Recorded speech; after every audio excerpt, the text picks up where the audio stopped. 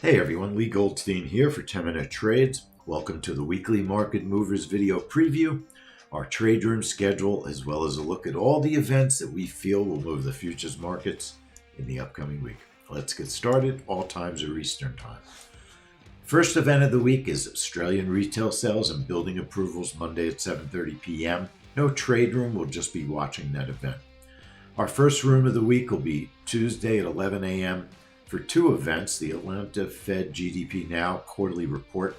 Never seen that report before or watched it, so we'll see if it affects the markets at all, and we'll stay in the room, as I said, for the EIA Energy Outlook. That's at noon.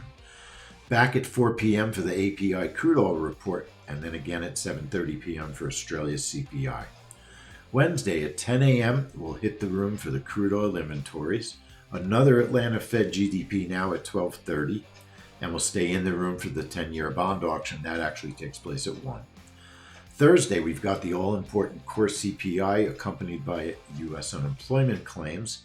That's at 8 a.m., 10 a.m. for natural gas storage, 12:30 p.m. for the 30-year bond auction, and then a quick room at 8:15 p.m. for Chinese CPI PPI. Friday, 2 a.m., there's a British report, GDP manufacturing production and industrial production. No trade room, we'll just keep an eye and see if the British pound moves on that news. Our first event on Friday morning is an earnings report, United Health. 5:30 will be in the room.